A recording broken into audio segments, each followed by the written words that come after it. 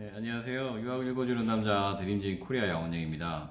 오늘은 어떤 이야기를 하고자 하냐면 어학연수 언제 가는 게 좋을까입니다. 사실은 제가 생각할 때 어학연수를 가는 시기가 좀 좋은 건 일단 대학생일 경우에는 저학년 때 가는 걸 전 추천드려요. 그 이유는 뭐냐면 어학연수를 목적을 교환학생이나 학교가 진행하는 익스체인지 프로그램 또는 뭐 복수학위제 이런 것까지도 같이 고려하면 1학년 정도 갔다 와서 또는 뭐 1학년 끝나고 2학년 1학기까지 하고 난 다음에 영어 점수가 준비되면 그 다음 연도에 또는 그 다음 학기에 교환 학생이나 그런 다른 프로그램으로 나갈 수 있거든요.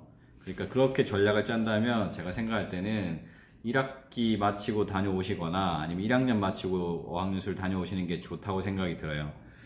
그러면 기간은 어떻게 어프로치를 할 거냐? 많은 사람들이 오래 갔다 오면 다 좋은 게 아니라고 생각하는데, 어차피 교환학생이라고 하는 타겟을 가지고 있는 입장에서 볼 땐 너무 오랜 시간을 거기서 허비하면 졸업에 대한 연수나 시간들이 약간, 그쪽에서 소요가 되잖아요.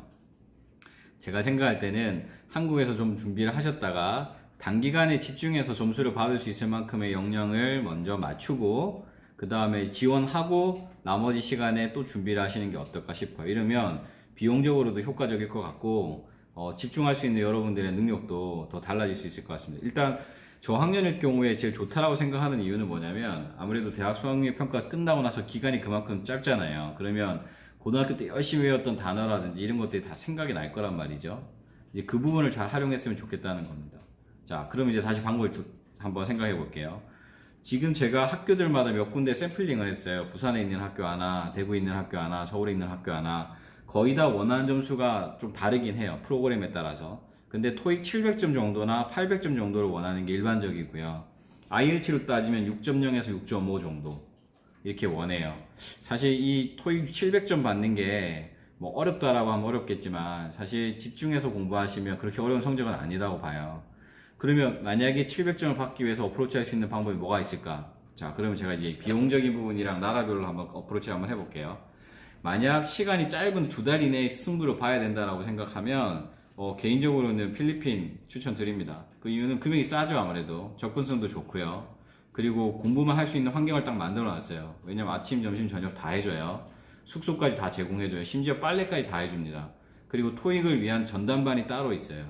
예를 들어서 사주는 일반 영어 해서 약간 본인의 영어 실력이 조금 기초가 탄탄하지 않다라고 하면 일반 영어를 통해서 말하는 것들에 대한 준비를 좀 하시고 나머지 돌아오기 한 달 전에는 토익 반에서 집중적으로 공부하셔가지고 주말마다 막 이거잼 계속 치시고 한국 돌아와서 시험 보시면 제가 볼 때 그 조건은 무조건 맞출 수 있다고 생각해요. 열심히 한다는 걸 전제로.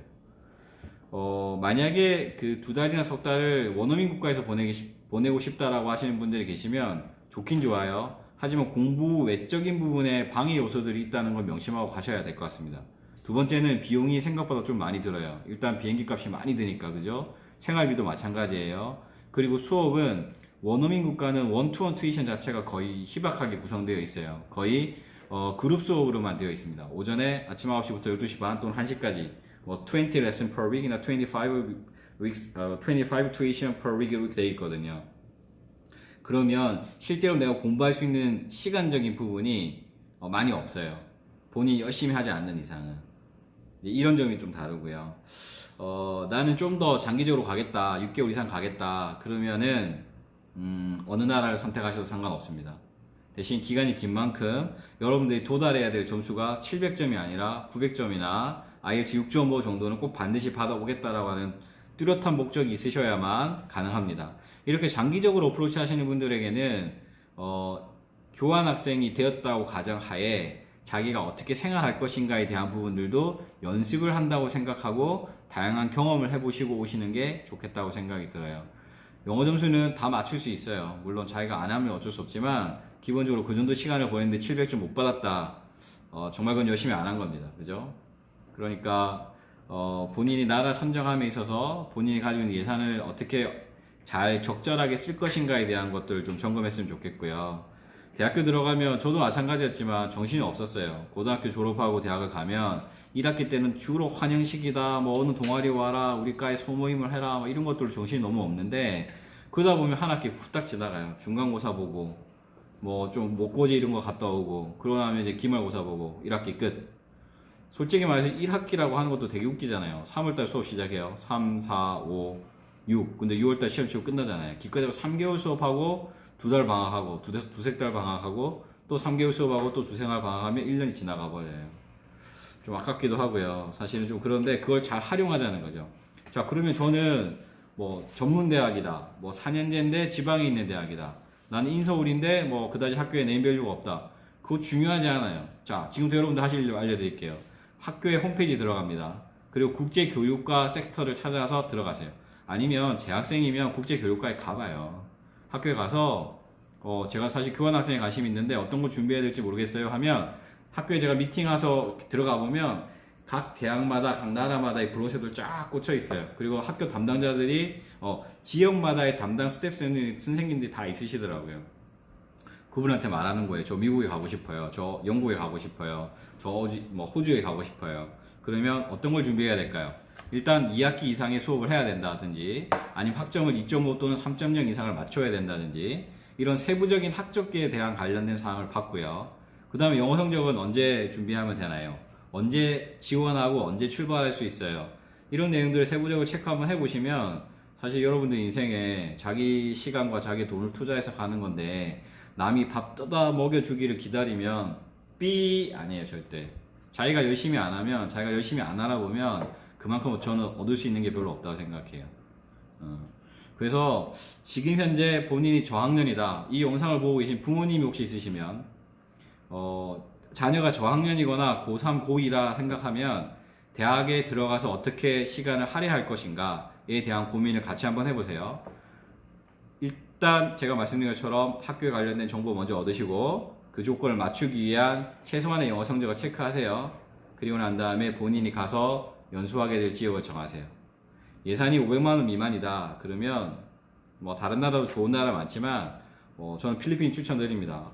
야, 너는 필리핀 굉장히 위험한데 왜 그렇게 필리핀을 강조하느냐? 사실 뭐 1,000만원, 2,000만원이면 다른 나라 다 가실 수 있어요. 근데 예산이 딱 타이트하게 정해져 있잖아요. 그밖에 안 되면 그 예산에 맞춰 가지고 해야 되잖아요. 만약 외국에 나간다면.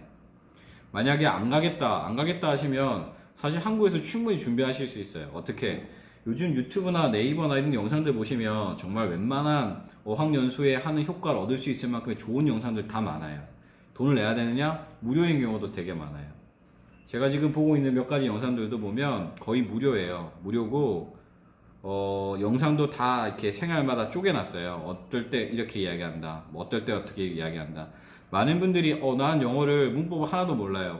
나는 단어가 약해요. 난 스피킹이 약해요. 이걸 다 쪼개잖아요. 분야별로 4가지 영역으로 읽기, 듣기, 쓰기, 말하기 4가지 영역으로요. 근데 연수를 하러 가시거나 원어민들 친구들한테 이야기하면 그 친구들은 이렇게 나눠서 공부하지 않아요. 하나를 하면 저절로 나머지 것들이 따라온다고 생각해요. 아니면 통합되어 있다고 생각합니다. 그래서 스피킹을 위한 영어가 따로 있다고 생각하지 않아요. 좀 웃긴 것 중에 하나가 뭐 비즈니스 잉글리시를 또 배운다고 하는데 그것도 사실 그렇게 그러니까 수업은 있어요. 책도 있어요. 비즈니스 잉글리시라는 클래스가 따로 있습니다. 근데 그 원어민들은 잘 이해 못해요. 비즈니스 잉글리시라고 하는 게 뭐 사실 상황적인 거나 뭐 단어에 대한 차이가 아닐까?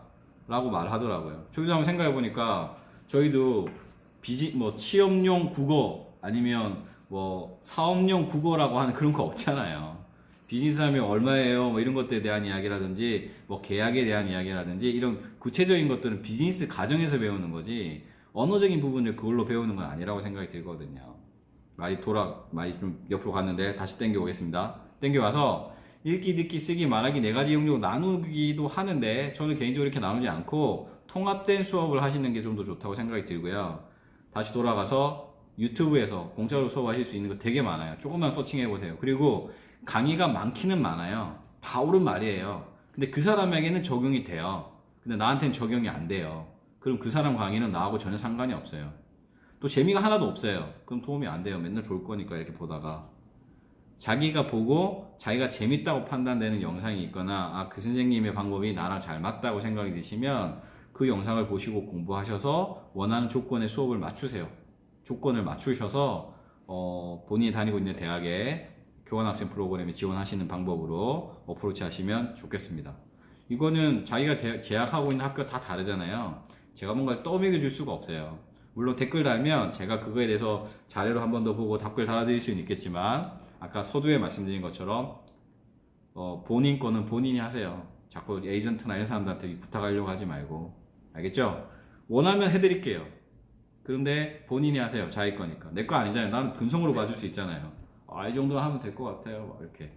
본인 거는 더 열심히 찾으시면 됩니다. 학교 재학생이면 어떻게 하라고요? 점심 먹고 찾아가세요. 어디를? 국제교육과를. 만약 이 영상 보시고 여러분들에게 조금이라도 도움이 될 것 같으면 좋아요 눌러주세요. 그러면 저에게는 힘이 날 것 같습니다. 자, 마무리할게요, 영상. 자, 저학년일 때 어학연수 가는 게 좀 좋겠다. 첫째. 두 번째, 교환학생이라고 하는 타겟을 정하고 가자. 교환학생 프로그램의 조건을 확인하고 그 조건을 맞추기 위한 점수 획득에 대한 방법을 한국에서 또는 필리핀에서 또 다른 원어민 국가에서 예산은 얼마, 기간은 어떻게 잘 정하셔서 여러분들 인생의 주인공이 되시기를 간절히 바라봅니다.